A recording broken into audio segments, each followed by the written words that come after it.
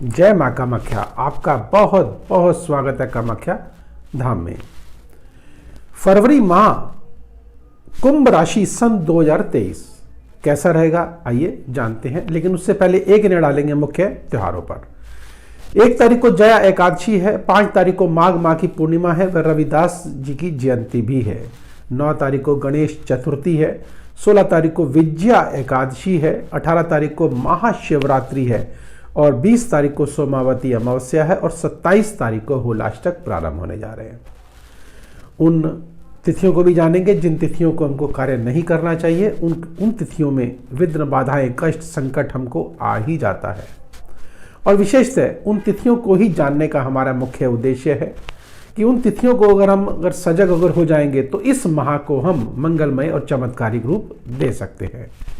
और एक महत्वपूर्ण जानकारी आपके समक्ष और भी रखना चाहता हूं कि जो ग्रह अशुभ हैं उनको शुभता में कैसे परिवर्तित किया जाए, उस महा उपाय को भी हम जानेंगे जो कि माँ कामाख्या से जुड़ा हुआ है।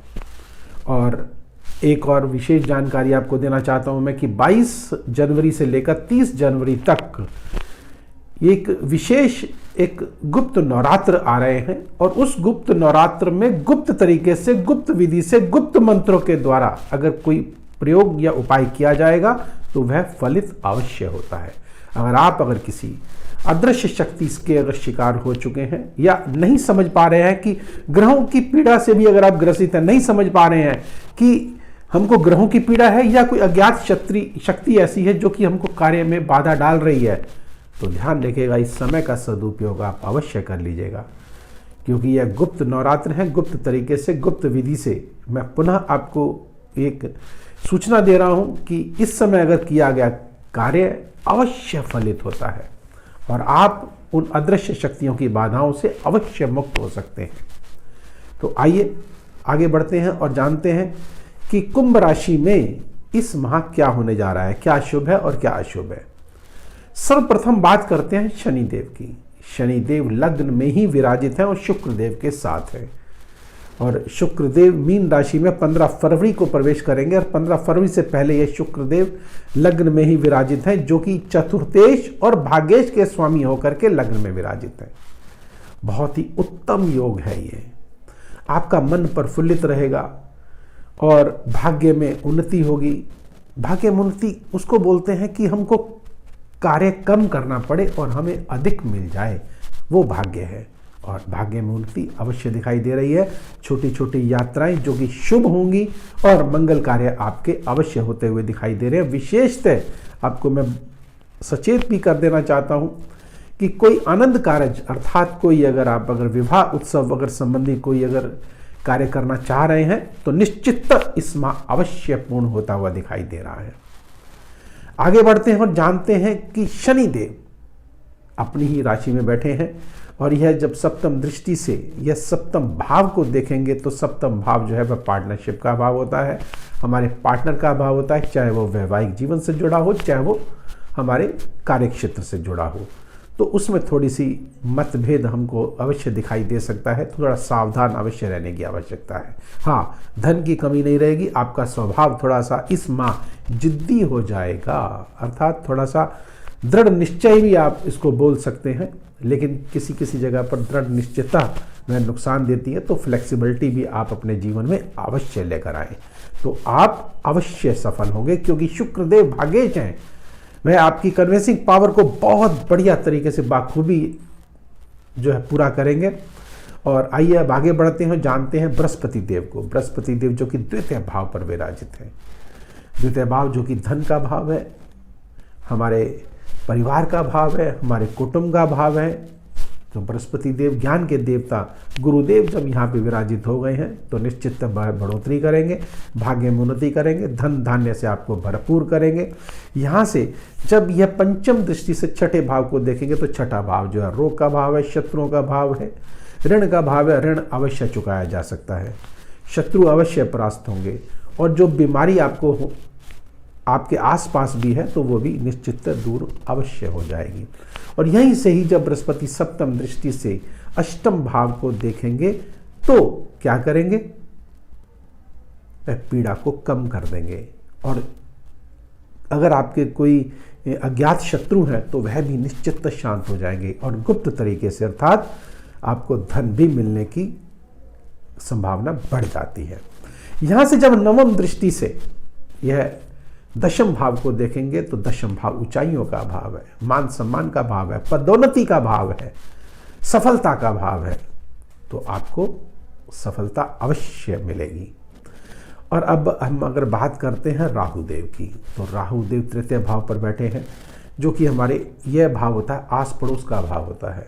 राहुदेव यहाँ पर आगे बैठे तो कोई ना कोई जो है हलचल जरूर मचाएंगे, उथल पुथल जरूर करेंगे, और भाग्य स्थान को देख रहे हैं तो भाग्य में उन्नति अचानक से करा देंगे, अर्थात आपकी यात्रा अचानक हो सकती है। अगर बाहर अगर विदेश जाने का भी अगर मन बना रहे हैं तो अचानक यात्रा से आप जो है भरपूर हो जाएंगे, अर्थात चले जाएंगे, सफल होंगे। भाग्य आपका अचानक, इसका संबंध अचानक से ही है और इसका संबंध अचानक लेने से भी है, ध्यान रखिएगा। और यह हमारे लिए शुभ हो इसके लिए क्या करें, आगे बढ़ते हैं और जानते हैं। लेकिन उससे पहले हम जान लेते हैं कि सूर्य देव जो कि द्वादश भाव में बैठे हैं, द्वादश भाव जो कि पीड़ा का भाव होता है, राजकीय कार्यों को रोकने का जो एक तरह से समय है वो यही है। लेकिन यही सूर्यदेव 13 तारीख को जो है कुंभ राशि में प्रवेश कर जाएंगे, लग्न में विराजित हो जाएंगे। तो शनि के ऊपर से ये विराजित होंगे, मतलब गुजरेंगे। जब शनि के ऊपर से गुजरेंगे तो पिता पुत्र में आपस में मतभेद हो सकता है, दिमाग में भी उलझने पैदा हो सकती हैं, उतार चढ़ाव आपको देखने को मिल सकता है। लेकिन ये सब 13 तारीख के बाद है। और हाँ, जो राजकीय कार्यों से आपको जो लाभ है वह भी 13 तारीख के बाद अवश्य मिलेगा आपको। और अब आइए आगे बढ़ते हैं और जानते हैं बुध देव की स्थिति क्या है। बुध देव जो है वह प्राप्ति के भाव पे बैठे हैं, आय के भाव पे बैठे हुए हैं। तो आपको निश्चित जो व्यापारी जगत है, जिनका संबंध बुद्धि से है, बुद्धि से कार्य करने वाले जो अध्यापक हैं या बौद्धिक स्तर पे जो कार्य करते हैं, उनके लिए विशेष उत्तम माह है ये। और यहाँ से यह सप्तम दृष्टि से पंचम भाव को देख रहे हैं, तो संतान पक्ष की तरफ से कोई ना कोई शुभ समाचार आपको अवश्य मिलेगा और आपकी इच्छा शक्ति भी प्रबल हो जाएगी। और अगर कोई शेयर बाजार से अगर जुड़े हैं तो निश्चित 100% आपको लाभ भी अवश्य होने जा रहा है, और वह भी आशा से अधिक लाभ। तो अब आइए पहले उन तारीखों को जान लेते हैं जिन तारीखों को हमको कार्य नहीं करना चाहिए। वह तारीखें कौन सी हैं? वह तारीखें हमारी हैं 17, 18, 26, 27 और 9, 10। भूल कर भी इन तिथियों को कार्य ना करें।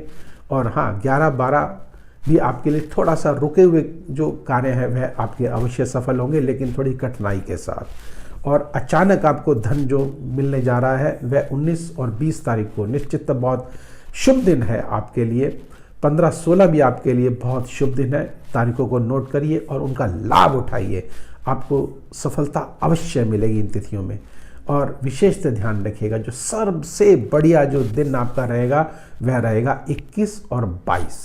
आप अगर यूँ कहेंगे कि जैसे कहते हैं ना भाग्य में उन्नति और कुछ भी नहीं करना और एकदम से आगे मिल जाना, ये आपको इस समय अवश्य होगा। तो आइए अब उस महा उपाय को जान लेते हैं जिसके करके निश्चित इस माह को मंगलमय बना सकते हैं। जो अशुभता है वह शुभता में परिवर्तित अवश्य होगी। हम क्या करें ऐसे में? एक तांबे का लोटा आपके पास घर में होगा, जल भर करके उसको सिर की तरफ रख लीजिएगा और उसमें थोड़े से काले तिल डाल लीजिएगा, 1 चुटकी। और आप शनिवार के दिन उसे जो है अपना पीपल पे अगर चढ़ा दें तो सोने में सुहागा है। आप ये करके देखें, महामाया की कृपा से यह जो माह है निश्चित मंगलमय होगा और जो अशुभता है वह कोसों दूर चली जाएगी और जो रोग भी हैं वह भी निश्चित शांत हो जाएंगे। तो आपको अगर ये वीडियो पसंद आया हो, लाइक करें, सब्सक्राइब करें और बेल बटन को अवश्य दबाएं, जिससे अगला वीडियो आपके पास सबसे पहले पहुंचे और आप लाभान्वित हो सकें।